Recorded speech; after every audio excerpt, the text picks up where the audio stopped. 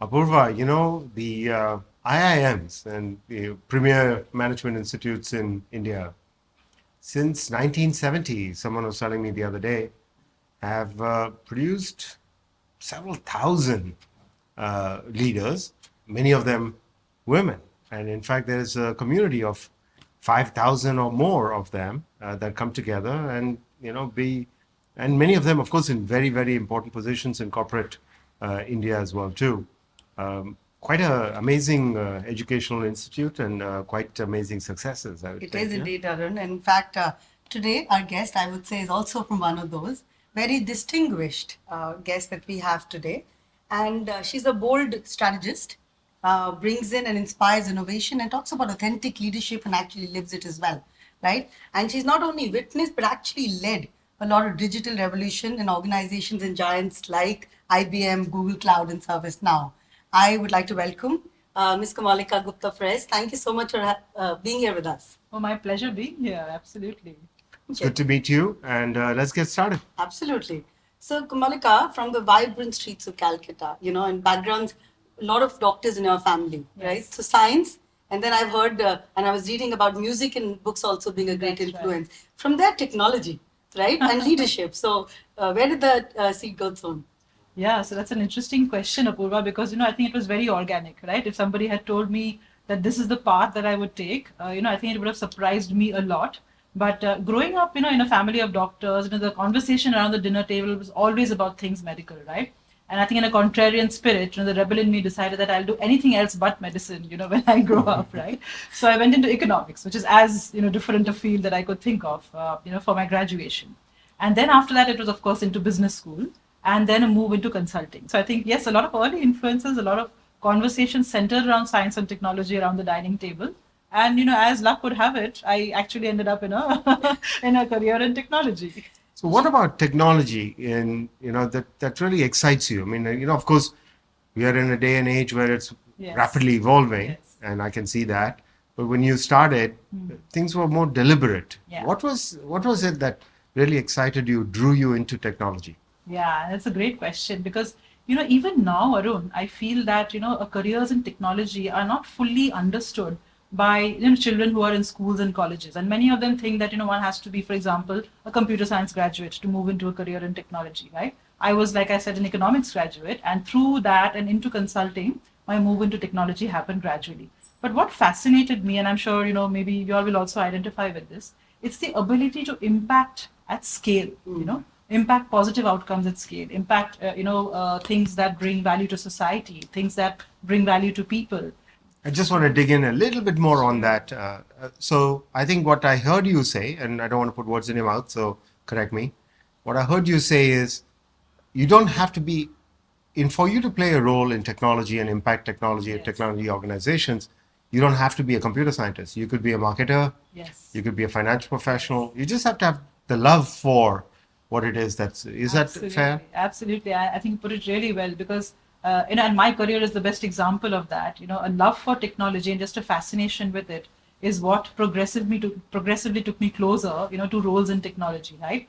And it wasn't about having a background that was in engineering or in a particular discipline, but there are a wide array of roles in technology. And there are people, for example, who come from design, who come from marketing, who come from sales, who come from, managing partners. And all of this makes up the rich tapestry of people who actually work in the technological field. Something that was very poorly understood in my day, and even now, I think is not fully well understood at the level of the student in the school. So let me pick up two words now: technology and women in technology, right? And you, of course, right, very distinguished in that field. And as you said, it's a love of technology, but and technology can also be a huge equalizer, right? Because it's changing so rapidly, and I know as much as the other person and can learn. But we still see very few women, right? Any thoughts around that? Yeah, and I think it's definitely improving, but I think the number of women is still, it's still a smaller percentage, right? And for many years has kind of remained at that level, especially when you look at the top. So the way that the numbers are moving, if you look at the technology companies at the intake level, it's more or less equal. So it will be like in the range of 40 to 50% of women, right? And these are, of course, to do with all the women who are graduating from engineering colleges and coming into the workforce. But somewhere, that entire pipeline drops significantly. So that when you go up to the leadership level, it's only about 8 to 10%, women who are still there, right? But I think, the green shoots that I see of late, for example, is a lot of women who have come into technology leadership positions, who are leading organizations like Salesforce or Adobe in India. And I hope that creates the right role models, and role models is so important, because only when you see another woman who has taken that journey, do you also get inspired to say, hey, I can do that, right? Do you recall any bold move or risk that you thought you took that led you here? Yeah, so that's very interesting. So, early in my career, we had this whole, decision of going abroad, right?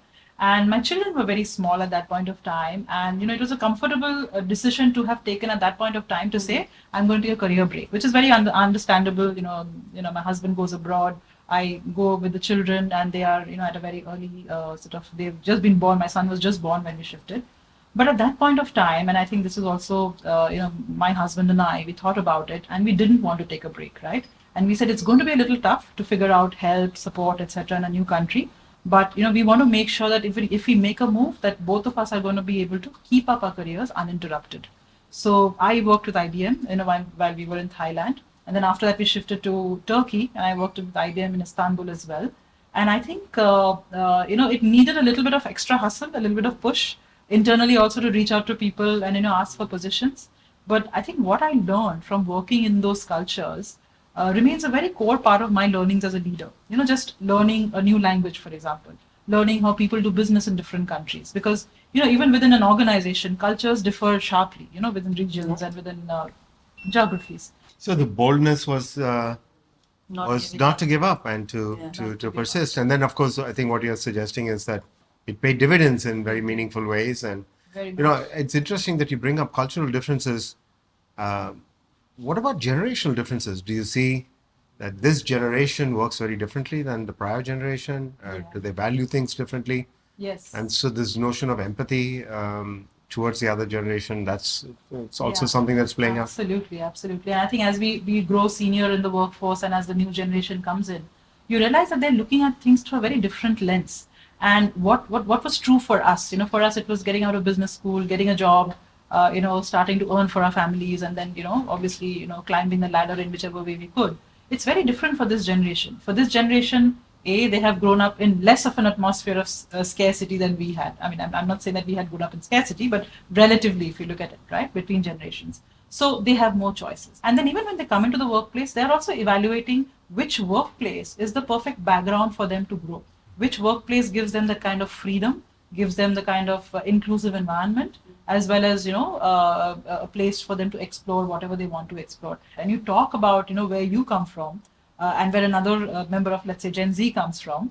And I think those exchanges make it richer, I think. You've talked about this often too, right, Apoorva? Like, I think you think about your career and at ZS and the sort of generational differences and understanding the younger generation and what's important to them, and so that's something that is a part of your observations too. I absolutely actually agree with what Kamolika said, because when I was also starting my career 20 plus years ago, I think it was a lot about continuing to work hard, continuing to bring in a difference in the way that we add to the organization. But the younger generation is talking about how am I bringing that difference to, how's the outcome going to be looked at, right? Especially in our industry, how are we impacting the patient? I think that's becoming just so important. So the dialogue is also changing from just me to the organization to a broader society. I think that I definitely see. The other one is they also want to look at a little bit more balance, right? And think of it, the career as a marathon, which is what we also talk about, right? And not a sprint. But they're starting to see that, to say, I would want to balance throughout my life. And not so I want responsibility, but not too much. I want, ownership, but not too much. But at the same time, I want to create a lot of impact. And that's good for us to know, because, these generational differences are just like cultural differences. And it's important for us to keep. Yeah. One thing that you said, Kamolika, is how you and your husband decided together about moving so that none of your careers get a break. That's a great ally at home itself. Tell us more about allies in your life. Oh, I think, you rely on your allies, everywhere to really support you on your journey. Not just your career journey, your personal journey, your journey as a mother. Everything, I think, depends on, the people around us. And my husband and I, for example, we had this pyramid that we used to make our decision making, which is the top was always about the kids. The next bit was about making sure that one person's career decisions did not impact the other person's. For in this case, for example, moving abroad. And then it was about making sure that both of us were doing things that we wanted to do with our careers. So that was kind of like our hierarchy of needs. But talking about allies, and I think I can remember, for example, very early on when I was in consulting and I was a rookie, and there was this very important presentation that I had to deliver. And last moment, it was my first presentation, in fact, in that firm. I got cold feet because we found out that the head of the firm was going to be attending as an audience. And I still remember the conversation I had with my senior partner, who took me aside and said that, this is not something that you should step away from, right? So just imagine he's there, just like another person in the audience, just somebody you would talk to, maybe a team member, to explain what you have done, and just go with that flow, And I really appreciated the fact that he took the time, he was the senior partner of the firm, but took the time to spend with a rookie like me to assure me, of my capability and ability to deliver that presentation. And what I found, Apoorva, is that this thing actually stays with you throughout your career, right? So you're never too old to actually have a mentor of any age to actually give you guidance on what you should do. So even very recently, when I was actually part of the leadership team of a large organization, I had a senior leader who took an interest in me, and wanted to just spend time with me every week, just talking about life. I didn't realize at that point of time that this was mentorship. This was true mentorship. I thought this was, just time we were spending when we could be discussing work. But that journey, that conversation weaved so many themes about leadership, about what it really means to lead, about what it means to be a servant leader, about books that he had read, about his working style. I really love this because I think what you're pointing out is that the mentor can be one who gives you confidence. The mentor could be one who gives you direction, but the mentor could also, more importantly, be the one who allows you to self-discovery on the path to self-discovery. And I think that's good. So what's your philosophy on how you approach mentorship? I mean, you've looks like you've had some good mentors. Yes. You've benefited from that. Yes. Good allies. You benefit. What's your philosophy and how you approach this? As far as mentorship is concerned, my philosophy is strongly based on paying it forward. So just as I have benefited from people who have taken an interest, in my career and gone out of their way to help me, I think it's really incumbent on all of us to really look around people who need help and really be that approachable person that people can just walk up to and say, hey, I need help. I always consider it a huge compliment when any young woman or man approaches me and says, can you be my mentor? Because I'm just so gratified by the fact that they feel that I can actually add some value to their career. But I think when you actually start mentoring someone, you do find out the kind of mental constructs that they are using to look at a certain situation. Right? And very obviously, the first thing is, hey, I want to find a new job, right? But when you start peeling the onion, and that's really where the mentor-mentee relationship takes on, more meaning, because you actually discover what the person really wants. I want to ask a rapid-fire question to both of you, and you have to give me a. Is it more difficult for women to ask for help than men? Let me start with you. My answer would be no. What do you I think? think men find it more difficult to ask for help. Yeah. Why do you think that is? I just think that there is this whole cultural overlay about being independent and being able to do things, on your own, right? Which I think creates a kind of a mental burden, and that stands in the way of somebody saying, I need help. And sometimes, I've had, for example, men who have reported to me, have been part of my team, coming and asking me for help. And that happens a lot. And for some reason, they may find that conversation, more easy to navigate, right? But I think culturally, women can have a conversation on the personal level easier than men. That's just my observation. So within the technology companies that you've worked with, what's the power of a network? And let me talk. Maybe you can talk to us a little bit about how have you approached forming networks? Yeah. Because I'm going to ask another rapid fire question. You know where this is going. Is it easier for men or women to form networks? My views on this have changed. So when I was earlier in my career, I used to actually believe that it's difficult for women to network because the whole when you say the word networking, it always suggests this large event where everybody's walking around with a glass of whiskey or whatever and, talking to people. And it somehow has this whole aura of being a very male-dominated setup.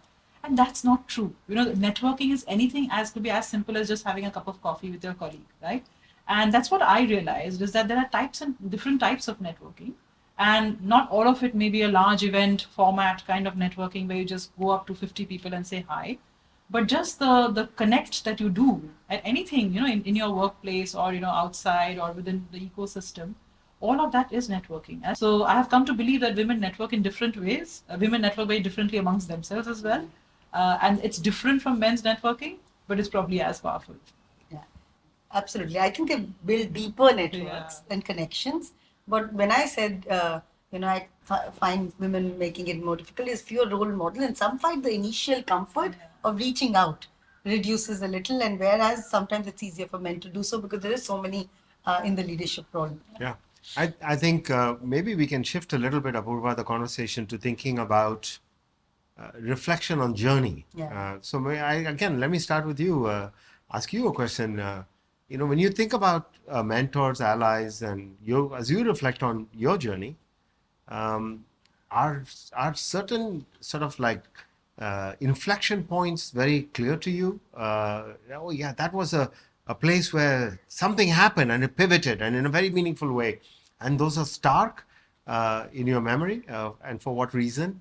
Let me start with you first, and then I'd love for you to answer that same question. Yeah, we're letting him have it easy. I know. We have to ask some tough questions. I think we have to give the tough questions back. Glad to, but let me answer that. Yeah, I think. Can you give it to me in writing, please? See, I'm asking for help. Okay. He gets a point for that. Yeah. All right. So yeah, I do believe if I look back, I think there are some stark moments and situations in my life where allies and mentors and champions have played a very important role. I think me coming into ZS was one of them, right? I worked with another organization about 10 years before this, and then I wasn't really looking out. And then one of my advisors and mentors at that time said, this is something that's opened up. Why don't you just go and have a conversation? And that conversation led me to ZS for 12 years. And I'm sure there was something right with ZS found in me and vice versa, because which we are. Yeah, and I think the interesting things about these pivotal moments in your career is that you never know that you're facing a pivotal moment in the moment itself. Yes. It's only later when you look back upon it and then you say, hey, that was a pivotal moment, right? So in a sense, there's no guidebook to recognizing them or navigating them. But I think just, being open to opportunities, as we heard from Apoorva's story, being willing to have a conversation, just exploring. I think these things are the ones that open up, newer opportunities and newer perspectives also. To actually take something ahead. And for me, actually, in fact, getting into Google happened like that. It was a very, very, sort of serendipitous conversation that happened actually over LinkedIn, which actually led to, my joining Google, right? And even after I joined Google, the cloud business at that point of time was very, very small. And we were, in a market which was dominated by the biggies like AWS and Microsoft. So to really grow that business was at that point of time, a very, very, it was David versus Goliath kind of a situation. But now when I look back on it, it was probably one of the most enriching periods of my career just because of the way the business scaled and grew within a very short period of time. But at that point of time, nobody can predict, in which direction it will go. I would say one such moment, Kamolika, I should tell you, is a conversation that I had with Arun about doing something like this. I think, I had this idea around bringing stories and anecdotes of women leaders across India done, and not as advice, is more just figure out what in your journey could be useful for you. And I think a conversation like that with Arun gave me the wings. Fantastic. So let me turn the tables on Arun now and ask him what's his inspiration to have these conversations, with the leaders that you've had. Well, Kamolika, first and foremost, let me tell you, when Apoorva asks you for something, you don't say no. Okay, so, but all jokes aside, I mean, look, I think the way she positioned it, I think, was inspirational to me. If it was about something very narrow, and if it was just about advice, I think I would have probably been less interested. There's lots of advice, there's lots of self-help. Absolutely. You can, in fact, now talk to a large language model and get all the advice you want. You don't even have to talk to a person if you don't want to.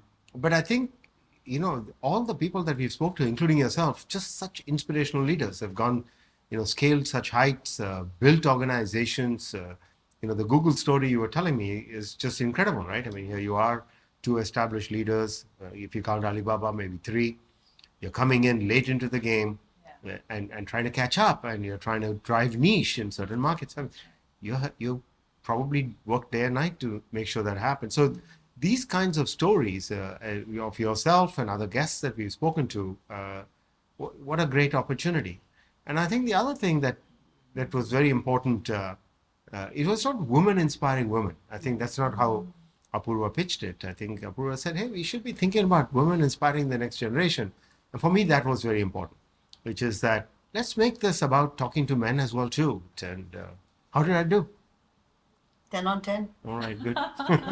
What Apoorva says goes. But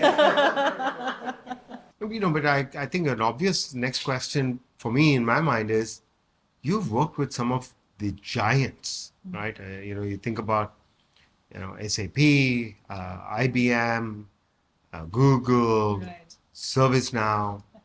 Have you ever thought of a startup and building something on your own and bringing these principles to life and really scaling something in a... Yes, why not? I mean, it's an interesting time to be a technology startup in India, because you have all of these fundamental technological shifts that are happening. We have all of this debate about, Indian startups in fundamental deep tech areas. And I think it's a great time actually to take a look at the market and say, what do we really need to do? What is it that the market truly needs for us to really move forward the wave of technology innovation in India? So not just me, but I think there are a bunch of people out there who are interested in actually looking into what drives that next wave of innovation in technology. Yes, AI, we all know that that's a big frontier of change, but what does it mean for India? And how can we actually leverage that to really bring the benefits of technology, as we talked about right in the beginning, to society at large? And I think there are a whole host of things that you can do, and certainly continues to be, one of my interest areas. So it's not just about working for a large organization. It's about really building an organization that could be the legacy for all the people who work there for tomorrow. Kamolika, what do you tell a 22-year-old who is wanting to get into technology and play a big role in the future? Be excited by what you do, right? Be excited by the possibilities. Don't think too hard about the role and the job, because that will change, right? And sometimes overthinking about it can actually hold us back. So get into the areas that interest you, that excite you. Work with great people, because I think that's one of the fundamental ways we all learn. And at the end of the day, just have a spring in your step and a smile on your face when you come to work. Kamolika, with so much going around all the time, right? Work, kids, health, fitness, etc. How do you unwind and take your me time out? Yeah, that's so important, Apoorva, because somewhere in the pandemic I realized that self-care was actually the balancing factor for me being effective, whether in the workplace or within the family, as a wife and mother, right? And that if I did not spend those hours on self-care, I would actually be less effective in what I was trying to do. Such an amazing conversation, Kamolika. Thank you so much for joining us. I walked away with lots of nuggets. Some that I think take on a more gravitas when it comes from someone like you, who's lived and walked the mile in those shoes. One that's very important is technology, and working in technology is more than coding. I think that it's got a broad range of functions. So if you really love where technology is and how you think it's a deciding factor, spend time thinking about what aspects of the technology world you want to navigate. I thought that was very good. I loved your version of Maslow's pyramid, and I thought that's something that's worth reflecting for everybody. I liked how you think of the role of the mentor, and the role of the mentor being somebody who helps you find your inner voice through self-discovery, also is there to give you advice, perhaps points out some things to you. The anecdote that you told me, that you told our audience, was particularly interesting to me, because sometimes mentorship, you gotta just let it take its time. You cannot rush it. It's not like, I need something from you today, give it to me now in the next 15 minutes. You gotta let the relationship happen, because the more that person gets to know you, the better the answer would be. I think that's what I walked away with. And And recently I heard this quote that, you are always a better leader if you take care of yourself first. So I think this question about unwind will really hit home for me as well too, because self-care, as you put it, such an important integral part for all of us. We have busy lives at home, at work. You got to take a minute, educate yourself, read some things that might take your mind off, and so on and so forth. So it's been an insightful conversation. Thank you for taking time to chat with Apoorva and myself. Thank you for this Thank you. wonderful conversation.